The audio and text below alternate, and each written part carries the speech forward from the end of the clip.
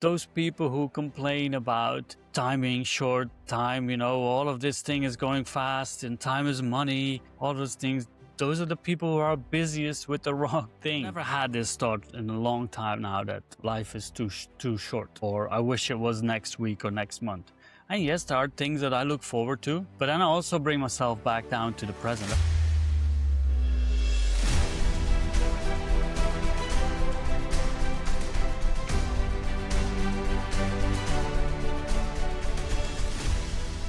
There's this thing that a lot of people keep saying, and I don't want to say it's frustrating me, because that wouldn't be very stoic, but it's something that I wanted to address. It's something that I wanted to talk about, because I do think that it can help us live a better life. It can help us smooth things out and be far more into the present and live our lives far more the way we want to live it.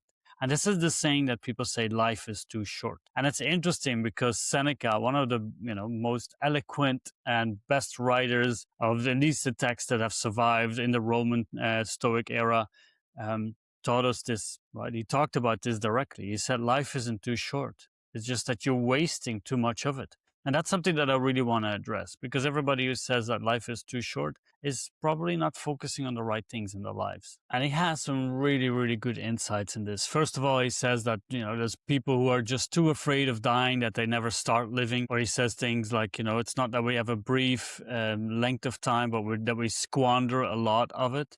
These are the things that really show us that, life is as long as it's going to be. And we don't know when it's going to be over, but we have this moment here right now. And that's really what matters. One of the things that he said that really interests me is this concept about, comparing time to money or possessions, right? And Seneca said that people are so tight-fisted when it comes to these things like money or possessions. We never want to share anything. We never want to give it away or do much with it, right? There's always some pain involved with that. But when it comes to time, we just give it away. Here's 5 minutes. Here's 10 minutes. Take whatever you need, right? But that's our most precious commodity, because every second, every minute that's gone is lost. We're not going to get that back. And as we said before, we don't know when the last minute is going to come. So we've got to focus more on how we spend our time wisely, how we spend it in a way that makes us really appreciate this very moment that we have right now. And it is my understanding, and when I read the Stoics, it's the same. It's those people who complain about time being short, time, all of this thing is going fast and time is money, all those things.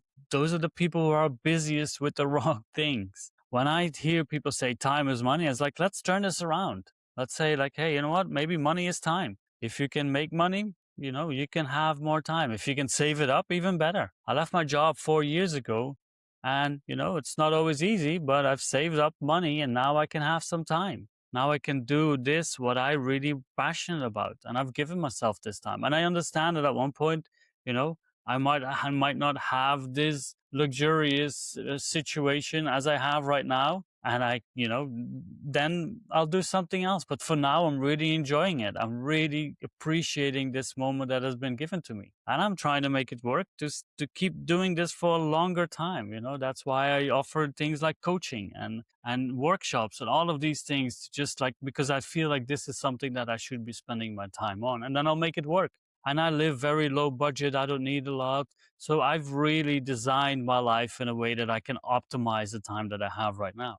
Because there's this other saying that people use, and they say, oh, if only this were to happen, if only it was next year or the summer or next week. I used to do that myself as well with jobs and all these things. And then I realized, but if I wished it was next week, then, what am I doing right now? What am I doing with this time? Am I just waiting? Am I just hoping that it goes by faster? That's not right. That doesn't feel good, because then I'm not doing something that I really feel I should be doing. And Seneca was writing about this 2,000 years ago, right? Not much has changed. We can say, yeah, but those were different times. No, we're still the same human beings. We still have the same tendencies, the same drives, the same desires. And while it's good to look at the future, right? While it's good to have a certain idea of where you want to go, I call that, design of life, to make sure that you have an idea of like what your life might look like.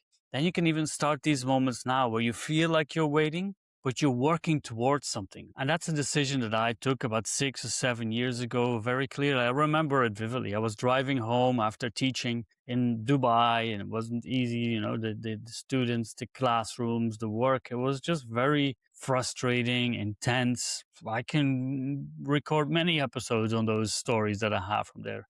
But I was driving home, with a headache, untied my tie because we had to wear a suit, and it's just really hot in the car, driving home, hungry, hangry, if you want, traffic, all of that stuff, just waiting to get back home. And I was thinking about, what am I doing? I have this job, I came here from Spain, and, the salary is great, but I also knew that I was spending it far too fast, because that's what, a place like Dubai is very good at. You get a nice salary, but you spend it really fast. And I asked myself, what am I doing? Is this really worth it? Am I just here to make money? And then what? Then I leave and I have nothing? So I started to ask myself, what do I want from life? What do I want from this time? Why am I wasting it? I felt like wasting it. So as I was driving, I started asking myself, okay, if I had to describe my life to someone else, this elevator pitch idea, what would it be like? And I started to think, you know what? I don't want to have to work. I want to do something that I feel passionate about, but I want to be also in charge of my time and my location. And this was during the COVID era. And if anyone who's worked as a teacher, you get nice holidays, but they're always fixed, right? They're always in a certain time of the year.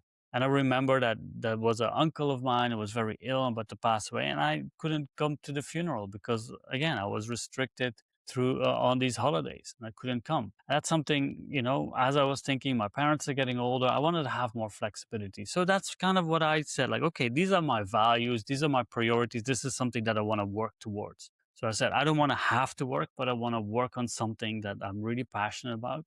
I want to have freedom in time and location. And as I start working on this, what I'm really passionate about, I want to help and inspire, support as many people as I can. And what happened then is that every small decision and big decisions started to work towards that goal. And I realized that if I do that, and this change, and if you're thinking about doing something the same, and if you're just now listening to this and thinking, okay, what do I want my life to look like? What would be my elevator pitch? And please leave them, if you have them, leave them in the comments. I love to see that. But what would it be for me?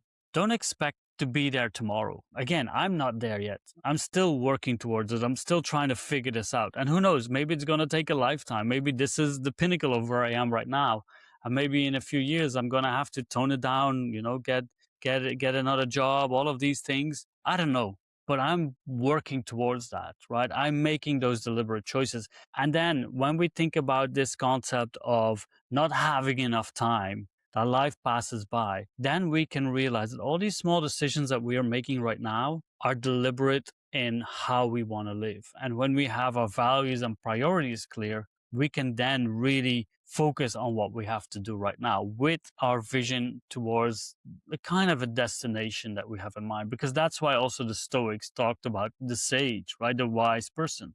We want to get there. We want to improve. We want to walk in that direction, but we're not there yet. But we can still be grateful, and we can still be appreciative of the time that we have right now. And what happened then is, I've never had this thought in a long time now that, oh, life is too short, or I wish it was next week or next month. And yes, there are things that I look forward to, but then I also bring myself back down to the present. And this really helps also if you're overthinking, ruminating, if you have a lot of anxiety. A good practice is just take a deep breath and ask yourself, what am I doing right here, right now? And what should I focus on?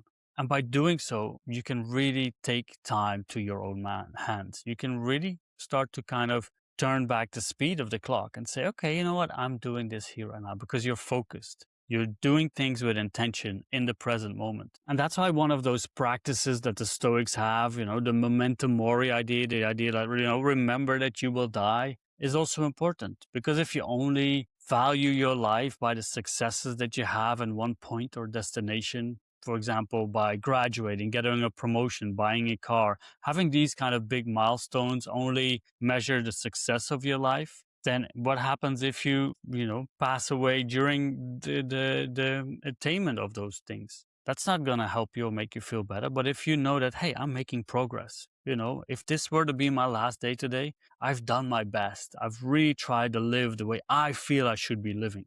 And then it doesn't matter if you make that milestone, because a lot of the times when we get there, when we have those big achievements, the next morning we wake up and we realize life is just normal, maybe with more problems, with more issues, with more responsibilities. And then what? We got to climb another ladder. But if you can manage to live your life the way you feel that it was destined to do, every day is going to be great. And I don't mean every day is going to be great, that's going to be comfortable, because you're going to have uncomfortable days. You're going to have these struggles. But at least you know you're doing it in the right view. You're doing it with the right intention. And that's really what matters. And then you can overcome so many more obstacles. We just have to remember that, life is not short. We spend most of it elsewhere. That's the problem. We spend it thinking about other people's problems, or spend it thinking about in the future, or maybe we're stuck in the past, but very few of us are actually living here in this very moment. And that was very important to the Stoics, to live here in this moment, because that's the only thing we have. So sit with these questions, get in touch if you need some help or support. You can always book a free consultation for the Stoic coaching. But keep this in mind, design your life for the present with your future in mind, but be grateful for the moment that you have right now.